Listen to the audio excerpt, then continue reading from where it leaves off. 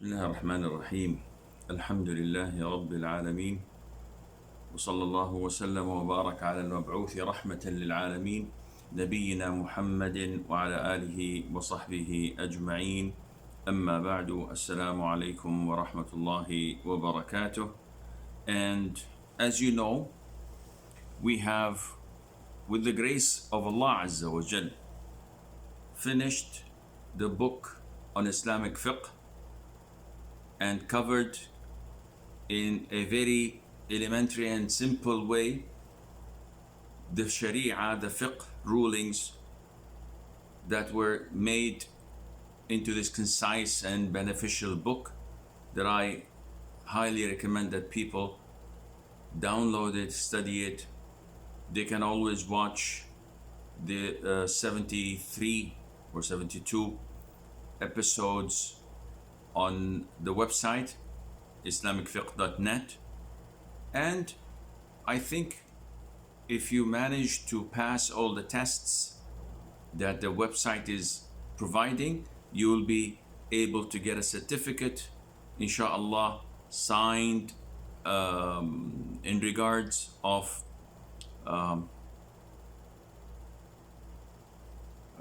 passing this course. Hopefully it will be signed by me and by the board, the head of the board of the Usul group, and it would be something nice to have.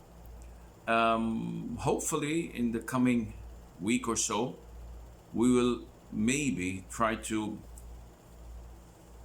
investigate the possibility of continuing these blessed lessons, but through studying a concise summary and book on Aqidah, so that we would have a clearer understanding of Aqidah for beginners, bi'idhnillahi azza wa jal. As for now, we have these questions that we would like to go through, inshallah, and see what you guys had sent us. So in the beginning, this is Muhammad Aslam says, I have a question. If a person passes away, how to share or how the inheritance would be distributed? Muhammad Aslam, this is not a specific question, because there are many variables to go into such a question, such as, does the deceased have a living father or mother? Does he have a wife or not? Does he have children? And are his children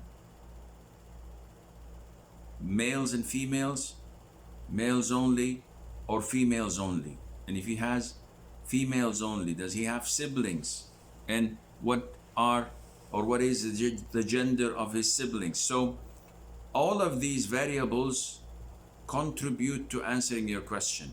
And this is why when anyone asks a question about inheritance, he should first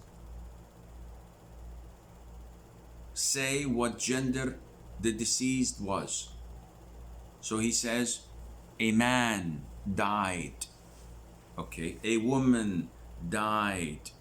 And then he would say, leaving behind a spouse, 3 sons, 4 daughters, a mother, a father, 2 brothers from his mother's side, 3 siblings, 1 brother, full brother, and 2 full sisters. This is how a sheikh or a mufti can answer such a question, because by the presence of some of the heirs, others are deprived.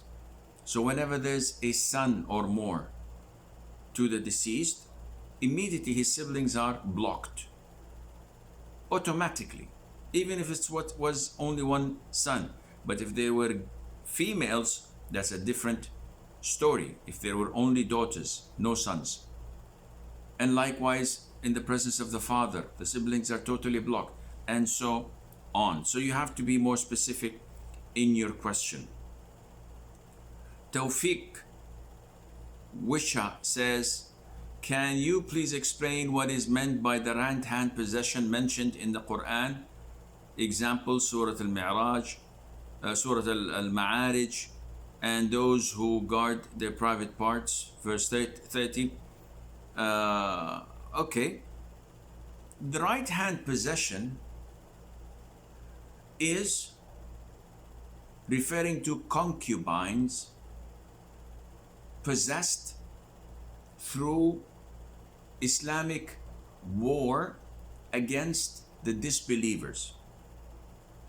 So when we have prisoners of war, men and women, these are sold as slaves. And a slave woman who's a concubine is what is mentioned in the ayah, the right hand possession, which a man, a Muslim man, can have sexual intercourse with without the need of marriage, because he possesses her, he bought her. And this is something that we talked about in detail in the past. Zayd Zubair says, I'm asking about the dalil, the evidence of the phrase sallallahu alayhi wasallam and masha'Allah. I know a group of people who claim that such phrases are innovations. Thank you, and may Allah preserve you and unite me and you in Jannatu al-Firdaus. Ameen. Such groups who claim such claims, usually, if you try to ask them anything in Arabic, most likely they will fail to respond to you. And I remember in one of the peace conferences in Mumbai in 2007 or 2009 maybe, a man stood and asked the lecturer, the speaker. So it was the Q&A time. The man stood and said, I am Al-Mahdi. My name is Muhammad ibn Abdullah, and I come here to proclaim what is mine, etc. Everybody was laughing, and the Sheikh was shocked at the time. And he asked him, do you know Arabic? And the man said, yes, Alhamdulillahi Rabbil Alameen Ar-Rahman Ar-Rahim. He said, no. Do you know how to speak the language, the Arabic language? And the man said, no. So the Sheikh said to him, well, tough luck, because the Mahdi has to be an Arab fluent in Arabic. You cannot be a scholar without knowing Arabic. And likewise, this a group that claims that sallallahu alaihi wasallam, which is used by every single scholar on earth since the time of the Prophet alaihi salatu wasallam till date, uses, they don't know Arabic, and they just claim things and say that it is not permissible to be said, and they are innovations. Saying MashaAllah, an innovation. Subhanallah, they haven't read Surah Al-Kahf.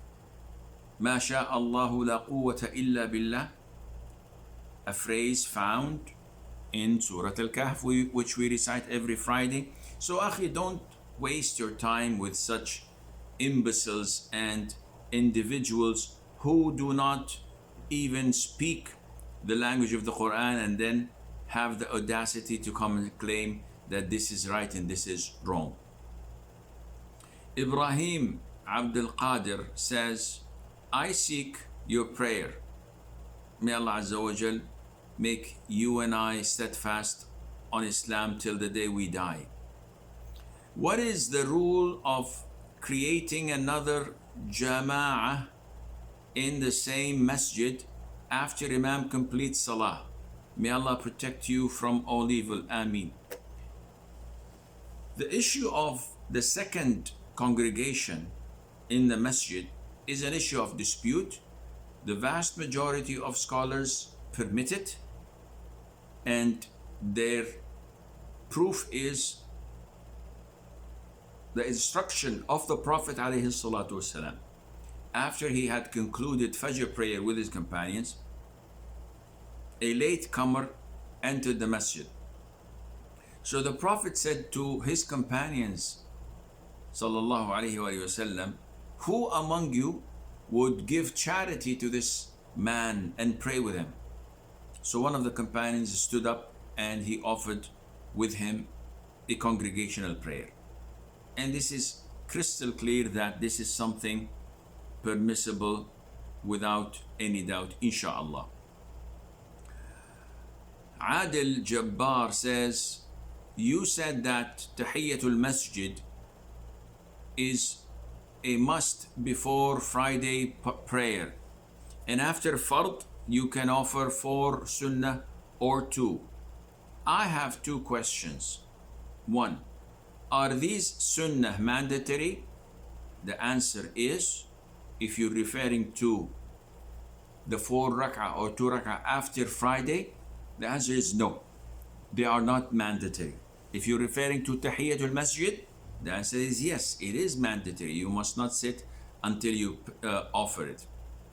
His second question is, if we are offering Jum'ah while traveling, do we have to offer Tahiyyatul Masjid and these after Sunnah as well? First of all, if you are a traveler and you want to pray Friday prayer while traveling with other travelers, this is not permissible, because Friday prayer is only for residing people in a city. So if you reach a city and the people of that city are offering Jum'ah prayer in the masjid, you may join them. But to make your own Jum'ah with 100 travelers with you while you are traveling, this is not permissible. So if it's the first scenario, which is entering a city and finding people praying in the masjid and joining them, of course you have to pray the 2 rak'ah of Tahiyyatul Masjid before you sit down. As for the Sunnah afterwards, no, you're exempted from it, because a traveler does not pray the Sunnah prayers of Dhuhr, Maghrib and Isha. The Prophet ﷺ used to not offer these prayers, and Allah knows best. Mujida says, how best can a daughter make sure that her 90-year-old father keeps his trousers clean from urine, especially for salat, for prayer? The man cannot perceive odor at all, or something like that. Or orders, I don't know what she meant. If he's 90 years of age and he is senile, he's so old that he has Alzheimer, he doesn't know day from night, he doesn't know you're his daughter or a stranger or even his son, so he has lost it. In this case, salat is not mandatory upon him, because when Allah takes away a person's sanity, then Allah also takes away his obligations. So he's not obliged anymore to fast or to pray. But if he's still sane and accountable and knows what's going on, you should simply speak to him. His daughter should tell him that if you have traces of urine on your trousers or your underpants, then you have to change them and wash yourself. And if he washes himself and designate a special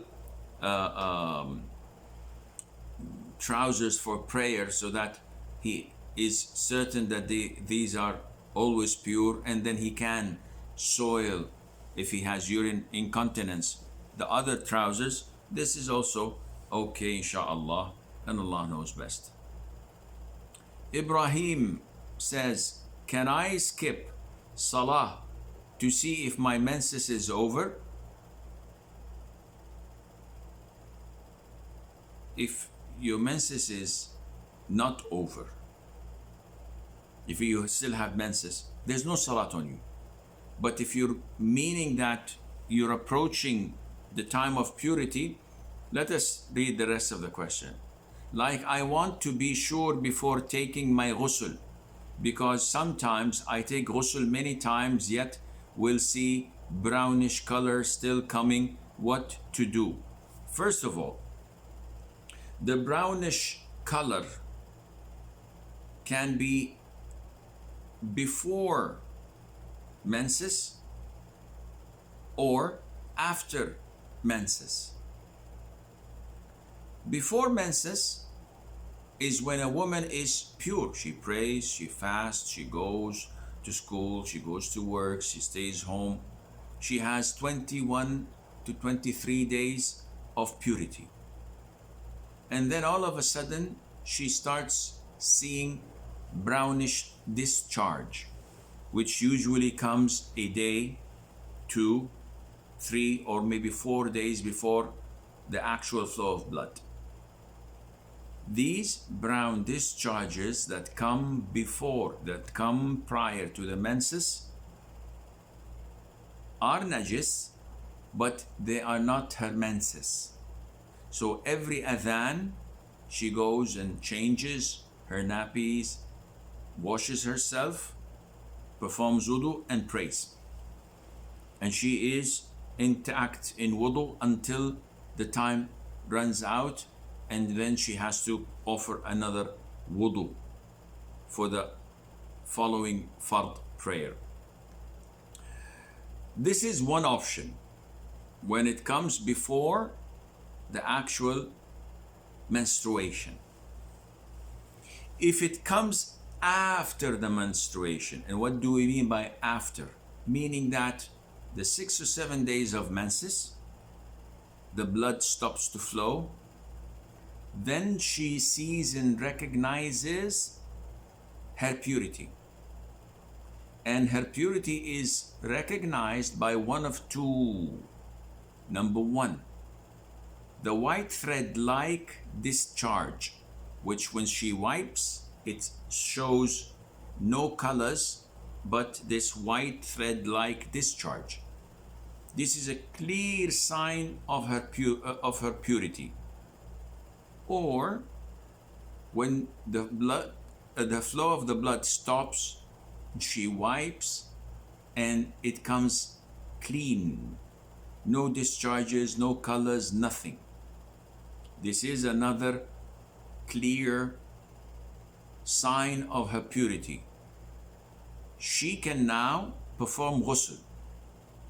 If she were to see after 5 minutes, 1 hour, 5 hours, a day, brown discharges, these are nothing.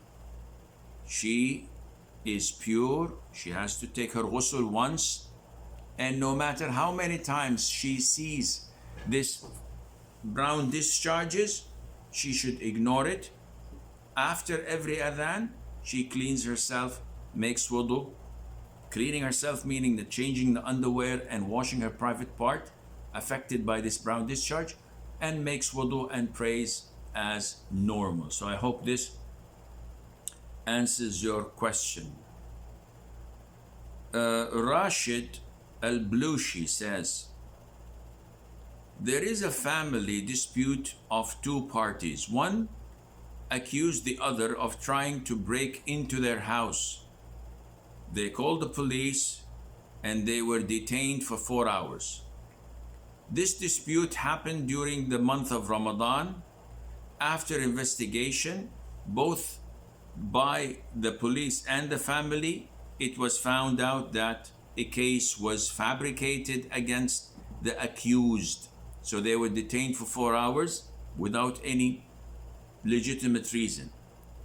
We have asked the accuser who accused them of trying to break into his house, we asked him to apologize and exonerate the accused, but the accuser has refused to do so, still insisting that the accused did attempt to break in. Some members of the family do believe the accuser because of their refusal to apologize, being defiant and determined. What shall we do with arrogant accusers?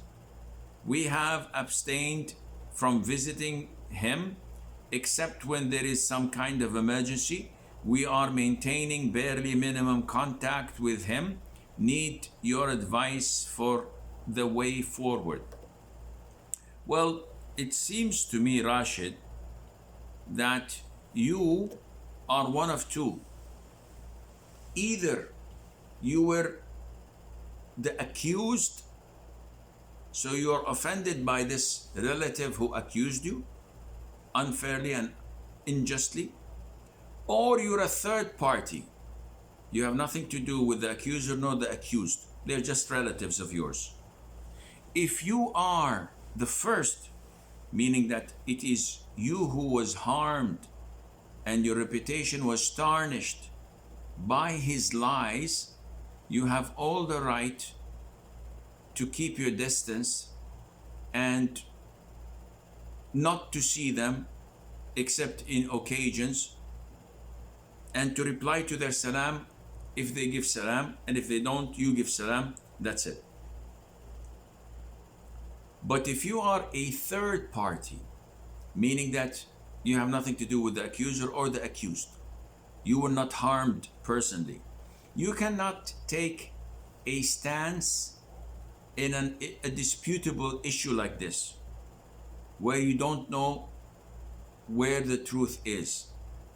So by boycotting and severing your kinship with the accuser, you would be doing a major sin, because he did not harm you, he did not do anything to you. So what to do? I believe that you should not take sides, maintain your kinship, maybe from a distance, but at least you have to show him that you're still his relative and his kinship, and hope that Allah would reveal the truth one day. Angel Aisha or Aisha. Sheikh, thanks much to give us your, okay. What about ladies who are in dilemma, marriage problem, in life, suffering in silence? The husband drives them to love someone else. Love is blind, but the other person, the other man, does not know. Aisha, this is a complicated question, and it is the result of compiling sins over sins. If the husband is negligent, this is a problem, a serious problem, and the husband is held accountable by Allah Azza wa Jal. If the husband does not fulfill his wife's rights, we have to address this. But at the same time, if the wife herself is negligent of her husband's rights, she's not putting an effort to get close to him, to tempt him, to seduce him, the man would look elsewhere. And if she is not practicing to the extent that she doesn't lower her gaze, she chit-chats with non-mahram, this would lead her to fall in love with someone who is other than her husband, which is by itself a betrayal over a betrayal. So claiming that love is blind and that her husband drove her to this is totally unacceptable. If you wish, you could have always opted for khul' and divorce your husband, but not to live with him and at the same time betray his name, tarnish his and your reputation, and insult your parents by what you are doing. Maybe you need a counseling session just to get things off your chest and at the same time get proper advice accordingly, and Allah knows best. Hassan Khan says, I have two questions. One, I married a girl through video call at the presence of my two friends. We, four people, the bride, myself, and the two friends, met together by Zoom meeting for 4 places or from 4 places. Is the marriage valid? The answer is no, it is not valid, because the Prophet said, alayhi salatu wasalam, clearly, there is no marriage without the approval of the guardian, the father. His second question is, if the parents of the girl become satisfied with it, then will be the marriage valid? The answer is still no. You two are living in zina. Even if the whole world agreed to it, the marriage contract was not conducted. You need to marry again and repeat the marriage once again with the consent of the father, with the two witnesses. Prior to that, with you and her repenting to Allah, expressing remorse and asking Him for forgiveness for living in zina all that time. Sayyid Fahim says, I run a cat posting page where I post photos of cats, but in these posts, male and female mention opposite genders, and the audience has variety of religious beliefs. Should I delete the whole page because it might help free mixing, or should I disable comments and continue to post cats on the page? I would definitely mute the comments and continue doing whatever you were doing before. Posting photos of cats is permissible. There's nothing wrong in that, inshallah. Tazreen Andolun says, is it permissible to buy and sell stationaries that have images of animate beings on them? No. If these stationaries have pictures of Mickey Mouse, of Avengers, of anything that is alive, cartoons, etc., you're not allowed to buy or sell these. But if there is a need to buying such stationaries and there's no other alternative, which is very difficult to imagine, you want to buy a pen and it has the pictures of animals or drawings of cartoon, and there is no other pens you can buy in the whole market without such images, then this is permissible only, and Allah knows best. Shahad Hussein says, what is the ruling on divorce if the word uttered but intention in the heart? If the word divorce was uttered, this is a divorce. If someone says to his wife, I divorce you, and he intends to intimidate her, not to divorce her, or he intends to joke with her, not to divorce her, the divorce takes place, because the wordings are clear and not ambiguous, and hence the divorce takes place immediately. Farah says, is it allowed to share a drink with a non-Muslim, like if they are friends? Things like these usually happen at schools, please.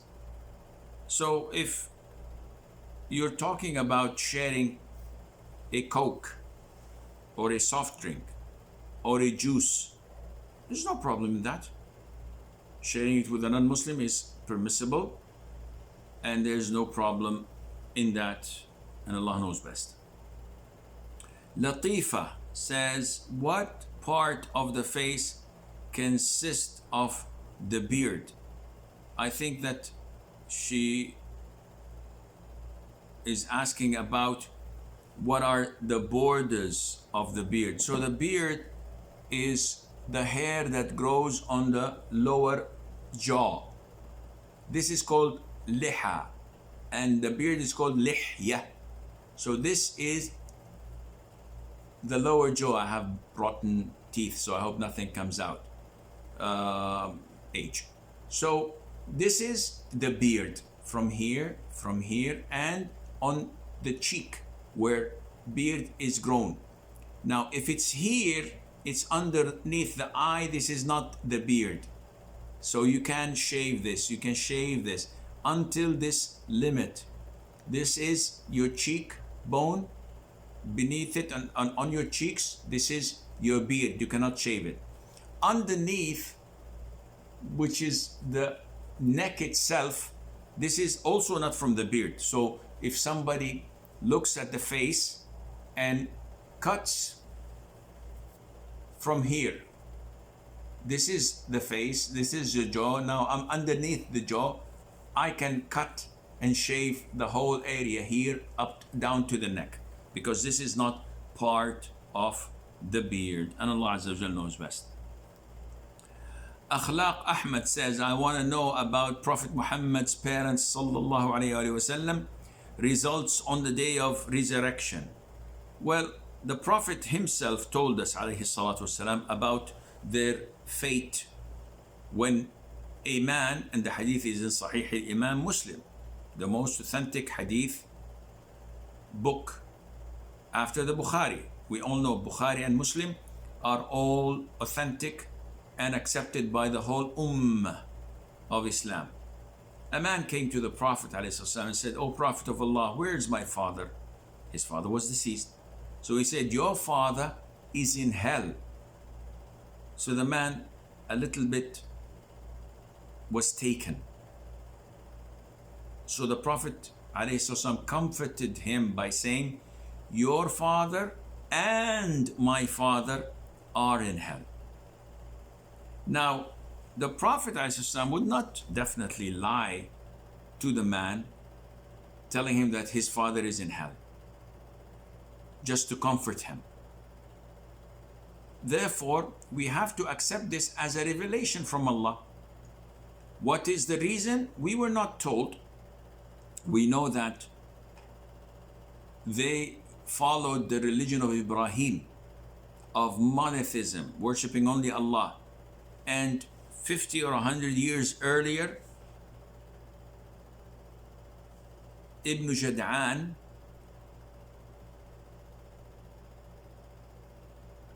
introduced to Mecca and to the Arabs the worshipping of idols. So they abandoned monotheism and associated others with Allah Azza wa Jal. So his father might have been, we don't know. What we know is that the Prophet said that his father is in hell. And there's another hadith, also authentic in Sahih Muslim, when the Prophet ﷺ was traveling and passed by the area where his mother was buried.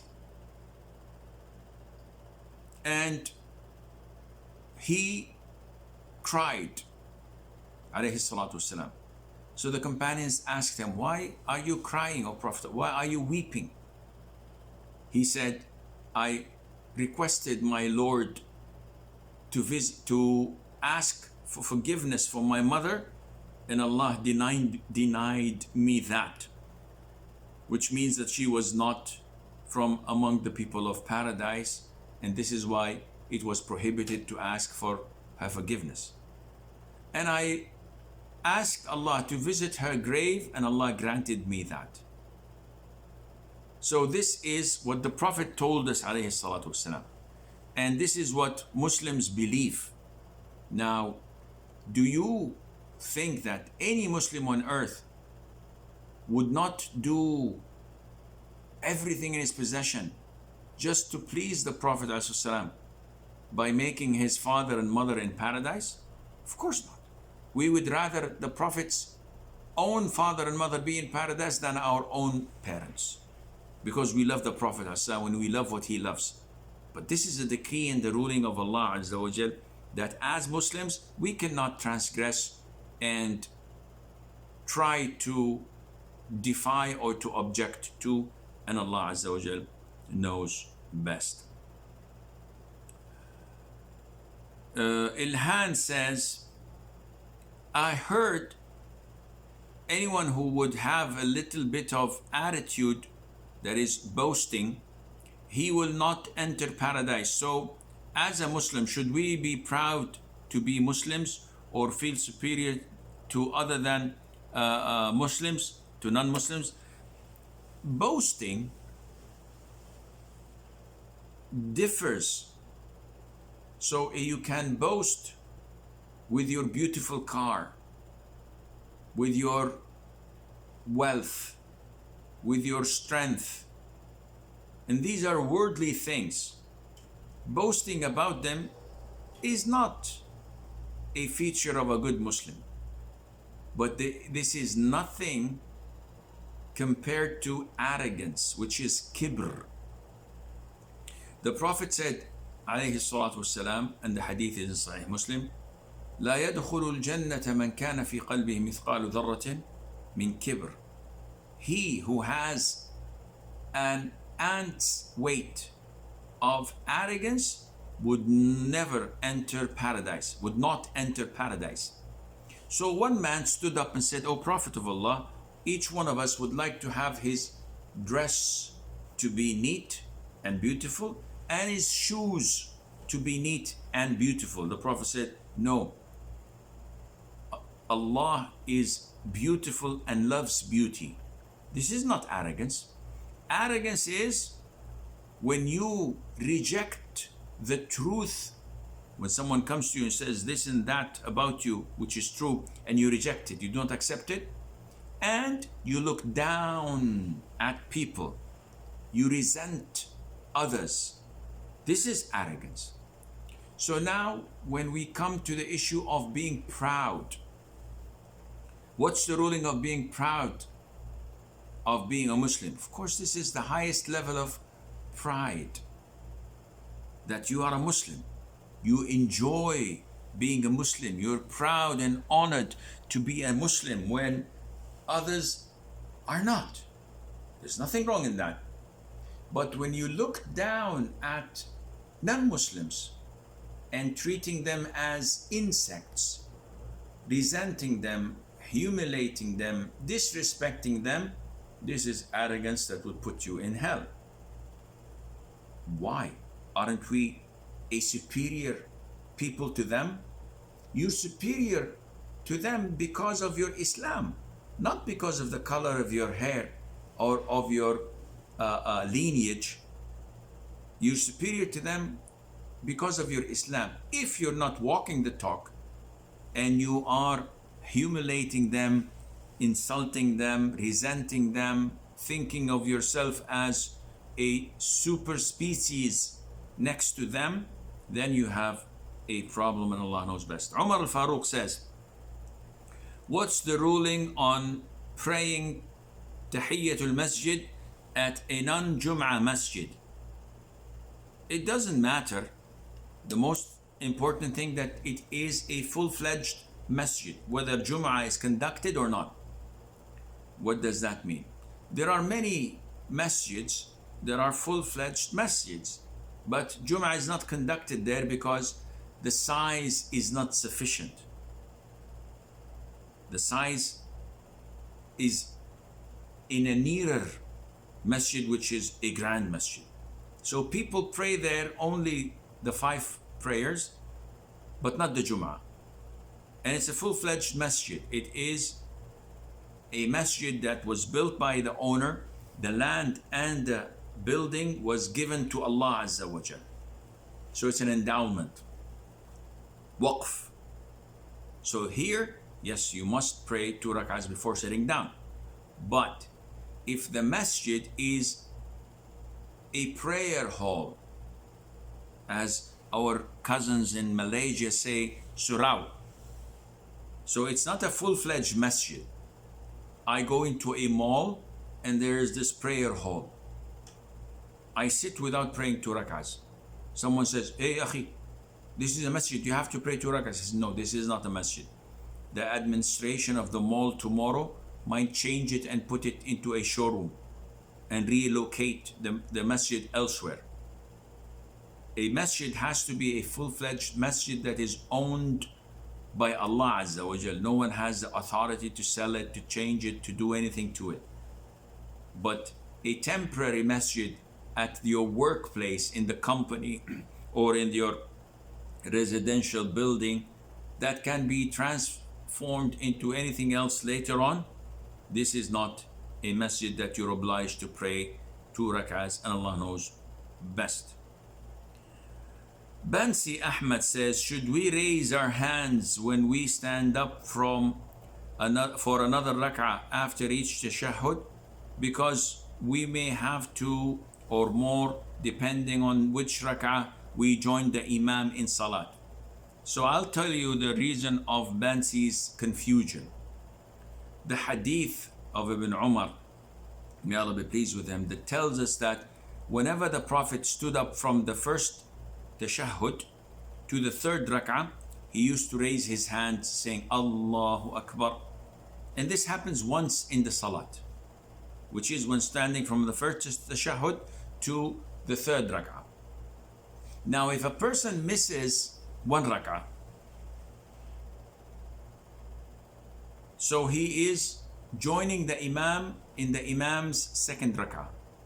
So he sits by default in the first tashahhud with the imam, though it is my first rak'ah, but it is the imam's second rak'ah. So I have to follow him. Once the imam stands up, do I raise my hands to takbir or not? The answer is yes. Why? Because this is the place of rising or raising your hand. This is the imam standing up from the first tashahhud to the third rak'ah. This is where you follow and you do it. What about when I stand up from my second rak'ah, which is the imam's third,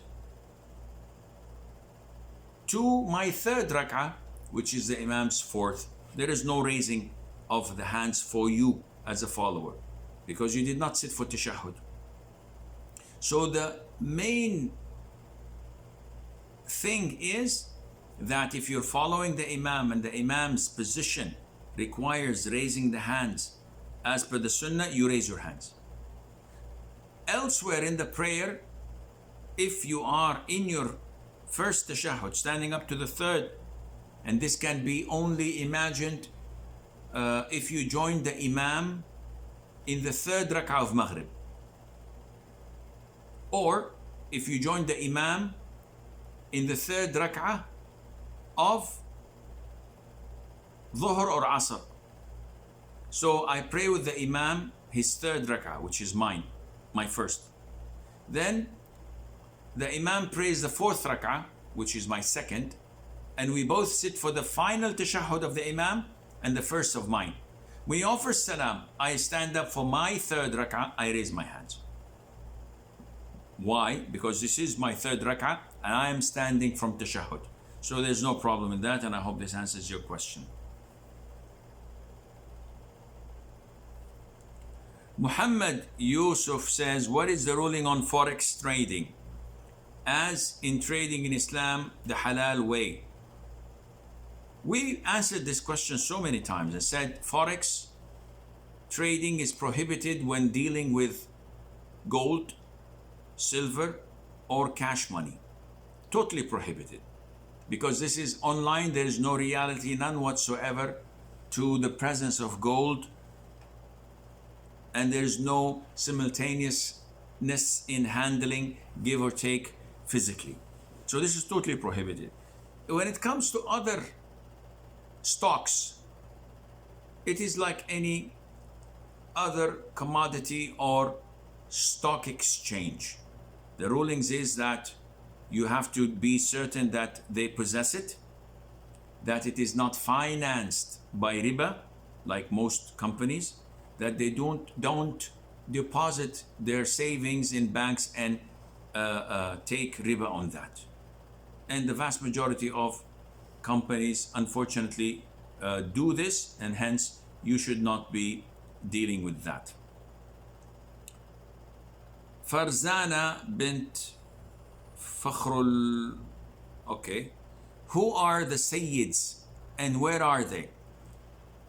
This is the first part. The Sayyids are the descendants of the Prophet ﷺ. In my country, we have some families who claim to be the descendants of the Prophet ﷺ. How can the descendants of the Prophet ﷺ end up in unknown villages of a third world country? In a period of 15 centuries, we have Arabs that have traveled as far as Indonesia, and there are Sayyid families thousands of miles away from Arabia. So there's nothing wrong in that. They've traveled, they've settled down, and they have children. The daughter's children do not take the name of her father's tribe. Why then the descendants of Fatima radiallahu anha take the name of our Prophet sallallahu alaihi wasallam? Because the Prophet is not like any father. The Prophet ﷺ lineage is the strongest of all. And he himself called his children to be, that is his grandchildren, to be his own sons. He talked about Hassan and said, Inna bni hadha sayyid. This son of mine is a sayyid, and this is where the word sayyid comes from. So the Prophet called him a sayyid, and he also called him a son, my son. So there is no descendants to the Prophet ﷺ existing today except from the children of Fatima. Yes, Zainab had a child or two. Umama bint Abil As ibn al-Rabi' was the grandchild of the Prophet ﷺ, and also Uthman ibn Affan had a son by the name of Abdullah, but they did not have offspring like the children of Fatima, may Allah be pleased with her, and Allah knows best. MD Nafis says, I watched a video of yourself where you said there are recommended surahs for witr, 3 prayers or 3 rak'ahs. Can you tell me again, and why are those recommended? The Prophet ﷺ maintained reciting Suratul A'la, Sabbih Isma Rabbika Al-A'la in the first rak'ah, Qul Ya Ayyuhal Kafirun in the second rak'ah, and Qul Huwallahu Ahad in the third rak'ah. Why? I have no idea. The Prophet loved these 3 surahs and repeatedly recited them every single night in witr prayer, and Allah knows best. Don Skyzy says, I have a question regarding tahajjud. I used to wake up every night and perform my night prayer, but unfortunately I don't have a fixed rak'ah. Some people say that it's not the appropriate way to perform tahajjud. What's the ruling on that? What they're saying is not entirely accurate, but it has some sense to it. The Prophet said, alayhi salatu wasalam, أحب الأعمال إلى الله أدومها وإن قل. The most beloved deeds to Allah Azza wa Jal are the most frequent, even if they're little. And Mother Aisha tells us that whenever the Prophet ﷺ did something, he maintained doing it, made it a custom, would not let go. From these 2 hadiths and others, some scholars say that it is highly recommended that you maintain a particular number throughout your life, so that even if you miss a night or 2, you will be still rewarded for it. But if you pray one night 3 rak'ahs, another night 5, another night 11, when you miss, will you be rewarded with the highest or with the lowest? Scholars say that you did not maintain 11 throughout your life, and hence you will not be rewarded with 11. So you maintained 3. because sometimes you would pray 3, sometimes you would pray 5, sometimes you would go back to 3, sometimes you go to 11 and you go back to 3. So the 3 is constantly repeated or added to. So this is what we will get. So are you sinful? No, not at all. There's no sin on you at all if you maintain to pray fewer numbers. But if you want the highest amount of reward, you should maintain a specific number. When you're fit, you pray long rak'ahs. When you're tired or sleepy, you pray short rak'ah. So the duration varies, but the number of rak'ahs is constant. Hassan says, what is the part of inheritance for grandsons in his grandpa property while grandpa is alive and the father of his grandson is dead, with reference from the Quran and the Hadith? Jazakallahu khairan. Again, your question is similar to the first question of today's session, is not accurate. There are many variables. First of all, the grandson, does he have any paternal uncles? So if the father, the grandfather, whose son died, leaving behind children, if the grandfather dies and he has one single son or more, these sons block any grandchildren from inheriting anything. Even if they say, okay, but where is my father's share? Your father has no share because he died before his own father. So how can he inherit from his own father while his father is still alive and he's dead? So again, Akhi Hassan, your question needs more clarification.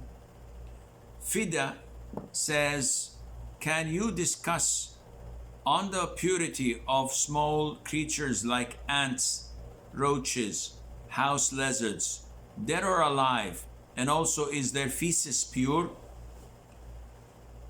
The scholars say that insects that has no running blood are negligible, such as ants, flies, mosquitoes, scorpions, roaches. So these insects and their feces are negligible and pure.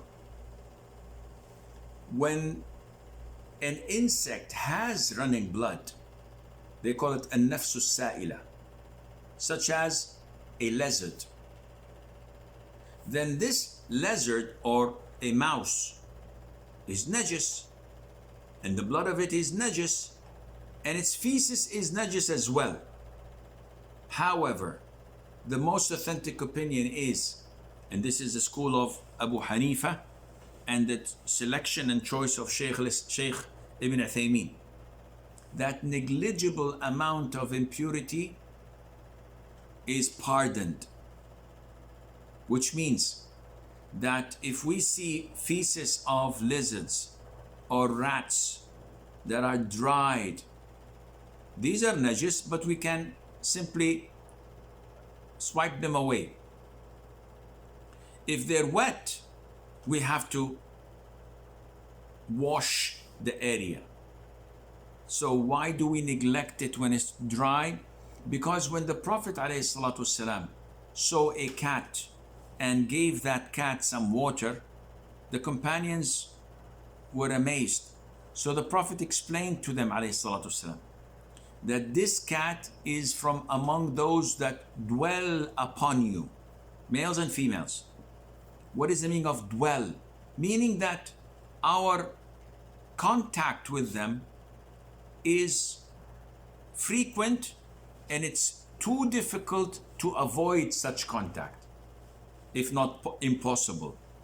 So najis animals, due to being among those who dwell upon us, we can pardon a lot of the najasa that may be caused by that.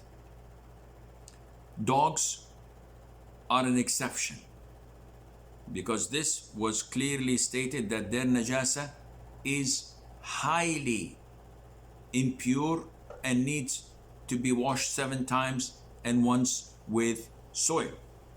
But when you come to donkeys, for example, we know that the dung of donkeys is rich, najis, and we're not allowed to eat it, and the Prophet described it as being impure. However, the saliva and the sweat of donkeys, due to the fact that we use them so often, are exempted, they are forgiven. Likewise with the feces of rats and lizards, and Allah knows best. Fatima bint Rasul: Ya Sheikh, what is the rule of moving finger during tashahhud? During tashahhud, this movement of the finger is highly recommended sunnah.